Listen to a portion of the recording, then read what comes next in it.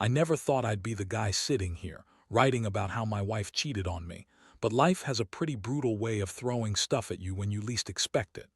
Jenny and I had been together for about 8 years. We met in college, got married right after.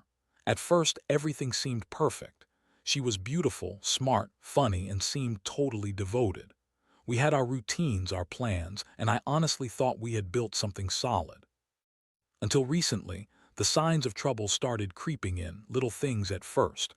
Her eyeing her phone more than usual, brushing off my questions about her day, canceling plans last minute with some lame excuse about work. I didn't want to believe it, but there's always that nagging feeling in your gut that whispers, something off. The oddest thing was how she'd get weirdly defensive if I questioned her about her whereabouts. She'd snap back with bitchy comments, tell me I was paranoid or that I was just overthinking things. I figured maybe I was just insecure or imagining things. But then, I started noticing the small inconsistencies in her stories, little things that didn't add up. She'd be gone for hours and her phone would be locked tight, or she'd say she was at work, but then I'd come home early and find her gone. Nothing concrete yet, just enough to make me suspicious, kinda like I was losing my mind. What really pushed me over the edge was the strange pattern I started noticing in her behavior when I was working nights or on some special project at the lab. I work in environmental science, specifically air quality and plant growth. Recently, we've been running this thing called the photosynthesis acceleration program. Basically, a system where we boost plant growth to produce more oxygen, which ties into our efforts to help with global air issues. It's a big deal, and it involves tons of maintenance and careful timing. Well, during one of those nights, I came home early because I wasn't feeling well, and I decided to check the maintenance logs for the growth chamber, something I'd never done before. I was curious, honestly. That's when I saw it. Records of maintenance visits, scheduled and unscheduled, when I was supposed to be at my post, handling the carbon sequestration duty. The dates and times perfectly synced with her supposed work hours. But it wasn't work, it was something else. I checked the logs again and again, trying to find a mistake, some kind of error, but everything matched. She'd been sneaking out, going to see someone, probably the guy she's been fooling around with. And get this, her visits were always during the time she claimed she was working late or at a friend's house. The evidence was staring right at me, and I felt like I'd been punched in the stomach. It was like my whole world tilted. I'd been blind, trusting her completely, and now I had a concrete reason to believe she'd been lying to my face. The worst part, the guy she was with is some guy from her office, apparently a friend she'd been talking to for months, at least that's what she'd told me initially. But the real story, she'd been sneaking into the growth chamber, the place where the plants are kept that produce our air, our very oxygen. The plants and the system are sensitive, fragile even. They witness everything. And I was the only one who couldn't breathe a word about it because I was in the dark, just another fool trusting his wife. I was furious, yes, but more than anything, I was hurt. She lied to my face for who knows how long. She betrayed me not just emotionally, but in the most fundamental way. She cheated with our personal oxygen forest cultivator, right in the middle of the most critical program we had. It sounds crazy, I know, but it's true. I didn't sleep that night, just stared at the ceiling, trying to process what I'd found. It was like discovering the core of some elaborate conspiracy I'd been blind to. How could she do this? How could she lie so effortlessly, knowing the importance of what we worked on? The plants, the system, they're alive, and I felt like she'd been playing with something sacred, betraying the very essence of what we were building together. And for what? Some stupid, meaningless sex. It made me sick to my stomach just thinking about it. The next day was a nightmare. I couldn't get the images out of my head. The way she'd sneak out at night, the lies she told, the way her face would twist into that bitchy smirk when I questioned her. I kept replaying everything I'd uncovered, trying to find some way to confront her to make sense of it all. I decided I needed to talk to her face to face, no more hiding behind excuses or avoidance. I waited until she came home that evening, feeling a mix of anger, betrayal, and a deep, aching sadness. When she walked through the door, I was already waiting in the living room.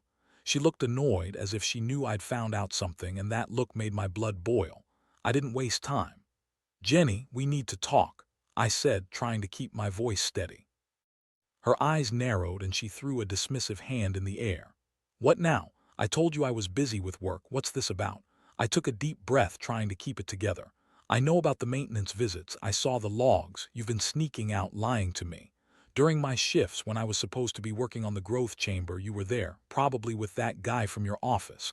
How long has this been going on?" Her face twisted into that familiar bitchy smirk. "Seriously? You're accusing me of cheating because I took a few extra hours at work? Grow up. You're being paranoid as usual. Maybe you're the one sneaking around, huh? Maybe you're the one hiding something."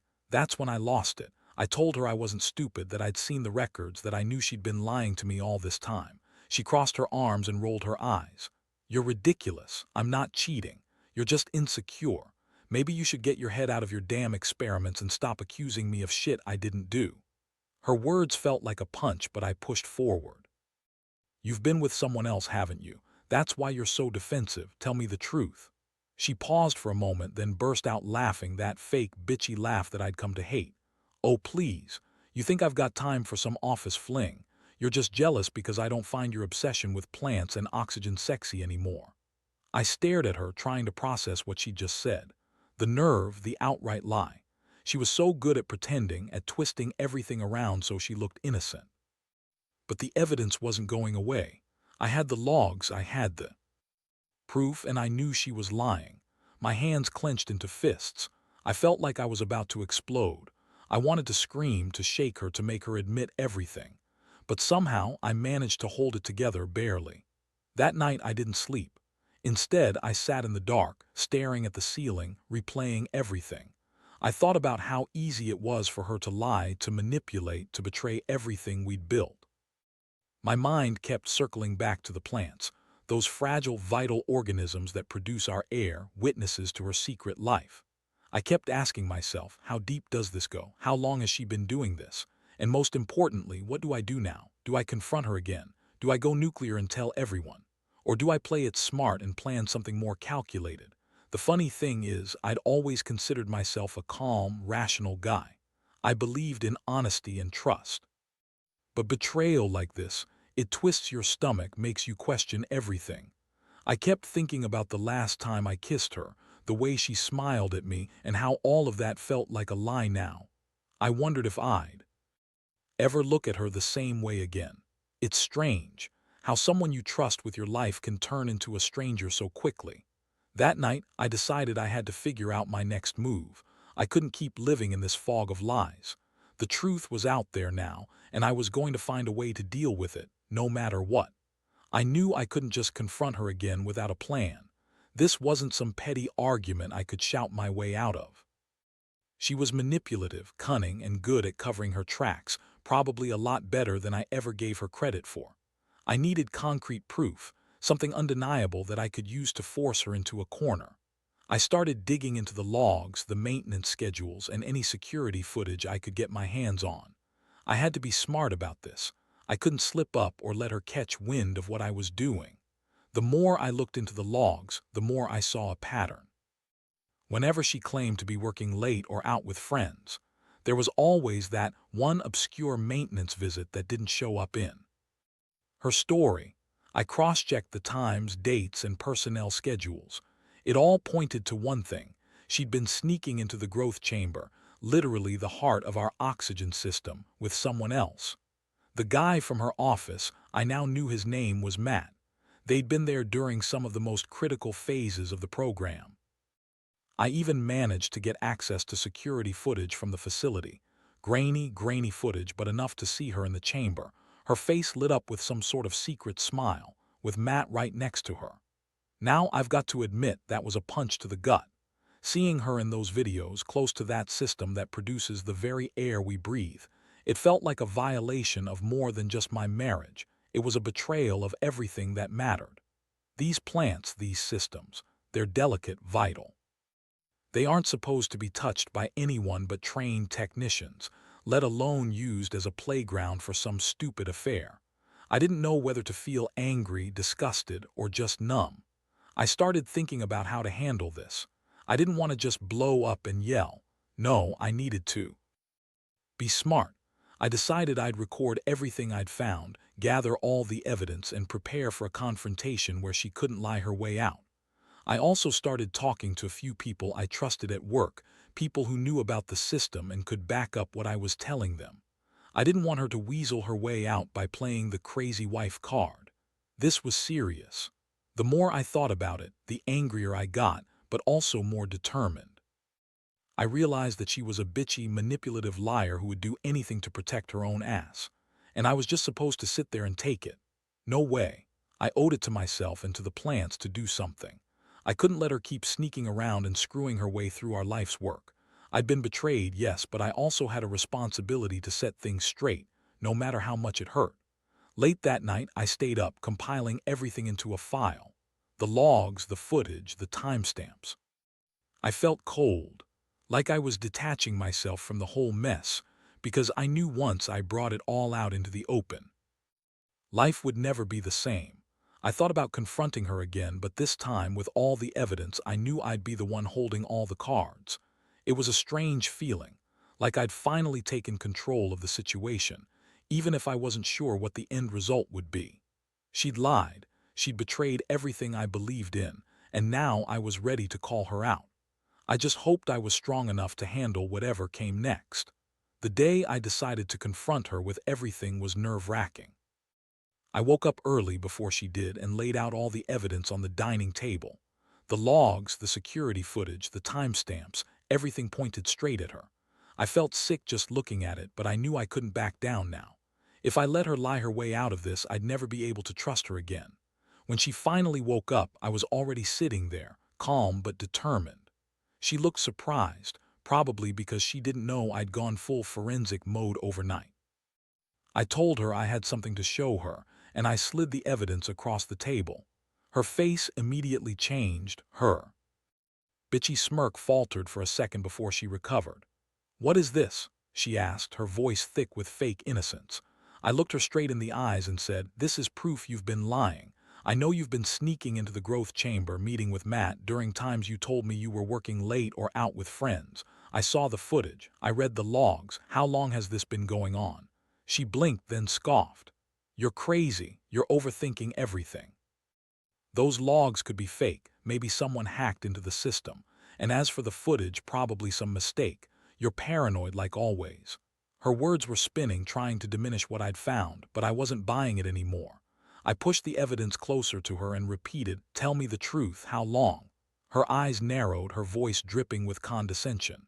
"You really think I'd cheat on you? Seriously? You're so insecure, it's pathetic.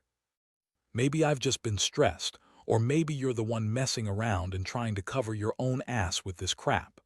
Her defenses went up, and I could see how easy it was for her to lie and manipulate, but I wasn't backing down. I told her I knew exactly what she was doing, sneaking out, lying every step of the way, betraying everything we built. Her face twisted into that bitchy sneer, and she spat back. "You don't know what you're talking about. I'm not cheating. You're just imagining things. Maybe I should be the one asking you questions." She was so good at turning the tables, twisting everything around to make herself look innocent. I felt a burn of anger and hurt that was almost unbearable. How could she be so callous, so damn manipulative? I wanted to scream at her, to shake her and make her admit the truth, but I held myself back. Instead, I told her flatly that I was done playing her game. I said I'd gather my things and leave if she didn't come clean. She looked at me, eyes blazing with that bitchy glare, and told me I was overreacting, that I was crazy. I've got to admit, part of me wanted to break her right there, to scream at her, to call her every name in the book. But instead, I just got up, grabbed my phone, and told her I was recording everything she said, because I was done being manipulated. Her reaction: she lost her temper, shouting that I was a jealous, paranoid asshole and that she had every right to have a life outside of me. That moment was like a switch flipping in my head. I realized I was done trusting her.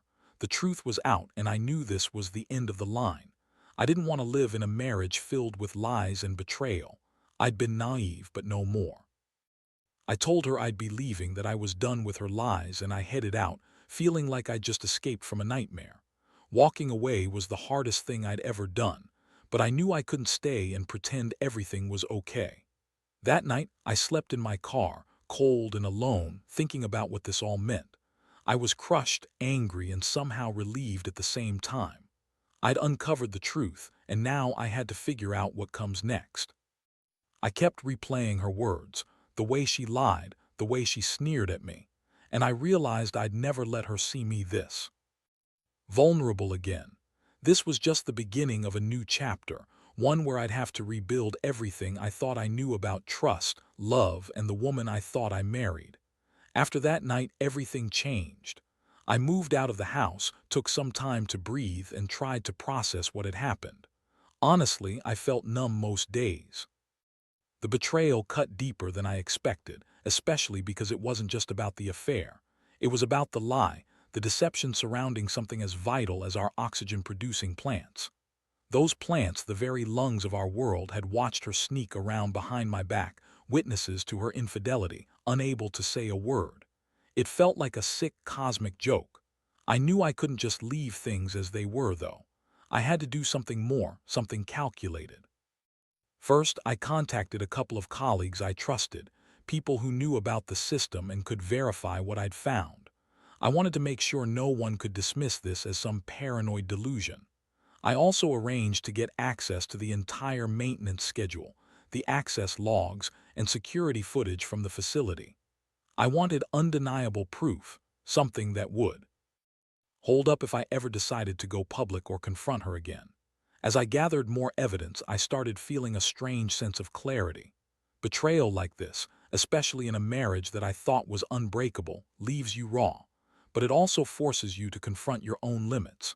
I realized I'd been trusting her blindly because I didn't want to see the truth, that she was capable of lying, cheating, and manipulating everything we had. I kept asking myself, how deep does her deception go? Was she doing this before, or was this just a one-time thing?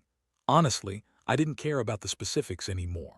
What mattered was that I had the proof to finally stand up for myself. The emotional roller coaster was intense. I swung from anger and disgust to sadness and regret. I kept wondering if I'd missed signs, if I'd been blind to her manipulations all along. I thought about the good times, about the trust we once shared, and how she destroyed it all in one fell swoop. Every night I'd lie awake, replaying the moments I trusted her and how easily she'd betrayed that trust. It was like a punch to the stomach. Every time I remembered her fake smile, her lies, her sneers. I thought about how she'd lied about her whereabouts, about her feelings, everything. But through all that, a part of me realized I needed to stand my ground. I couldn't let her manipulate me again. I decided I'd plan a final confrontation, but this time on my terms. I was going to lay out all the evidence, give her the chance to come clean, if she even could at this point, and then decide what I really wanted. I didn't trust her anymore, but I knew I needed closure. I wasn't going to let her spin her web of lies anymore, so I prepared. I stayed vigilant, kept gathering every scrap of proof, and waited for the right moment. I knew I had to be patient. Her ego was fragile, and if I rushed her, she'd just deny everything or manipulate me into feeling guilty. I wanted her to see I wasn't going to be played anymore. I wanted her to understand that I knew the truth about her and Matt, the secret meetings, the sneaking into the growth chamber during our most critical programs, the betrayal of everything I believed in. That's when I realized something. This wasn't just about her cheating. It was about trust, respect, and the vows we made. And she'd shattered those. Now I just had to decide what to do with the truths I'd uncovered. Do I fight to save what's left? Or do I walk away for good? Either way, I knew I'd never go back to the naive version of myself again. This was my crossing point, and I was ready to face whatever came next. I finally arranged to meet her face to face, clutching the compiled evidence like a weapon. I wanted her to see everything laid out plainly. Her lies, her betrayal, her sneaking into the heart of our oxygen system with Matt. I didn't want to give her room to deny anymore. When she showed up that evening, her face was all that bitchy smirk, but this time I saw the flicker of fear behind her eyes. She knew she'd been caught, and she knew I wasn't going to let her manipulate her way out of it. I started by laying all the evidence on the table, slowly and deliberately. Here's everything. The logs, the footage, the times you were in the growth chamber, during hours you claimed you were working late or out with friends, I said, my voice steady but deadly. Her face turned pale, her lips pressed into a thin line, but she still tried to play it cool. You're overreacting. This is just some coincidence, she whispered, but I cut her off. No, Jenny, this isn't a coincidence. This is betrayal. You lied to me about everything, about your whereabouts, about your feelings, about your fidelity. You've been sleeping with Matt during times you were supposed to be working, sneaking into a highly sensitive system that's vital to our air quality. Do you even realize what you've done? The plants, the system, they're witnesses to your lies, and so am I. I let that sink in. Her shoulders shook slightly, but she stayed silent. Then her face twisted into that fake, bitchy glare. You're crazy. You've always been paranoid. Maybe you're the one who's been cheating, huh? Maybe you're the one hiding something. Her words stung, but I wasn't about to let her gaslight me anymore. I looked her straight in the eyes and said, I trusted you. We built this life together, and you threw it all away for some stupid sex affair. You think I don't know how long you've been doing this? How many nights you've spent with Matt, what you've been doing in that chamber? I paused, feeling the weight of everything crashing down. Her composure cracked for a second, just a flicker, before she threw her head back and started laughing. That bitter, sarcastic laugh. You think I care about your stupid system, about those plants? Grow up. None of this matters. You're just jealous because I don't want to be stuck in some boring marriage with a guy who's obsessed with his stupid science projects. That's when I felt everything inside me erupt: anger, heartbreak, disgust. I told her I was done. Done with the lies, the manipulation, the betrayal. I told her I was walking away, that I didn't want her anymore.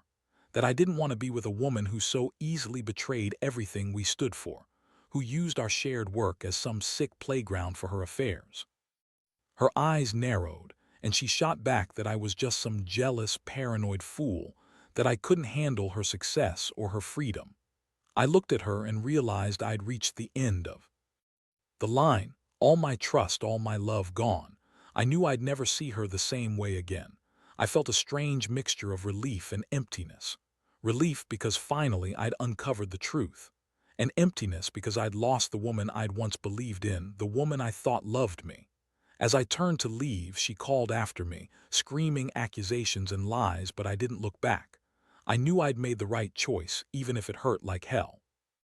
I walked away from that house, from her, from the betrayal that almost broke me.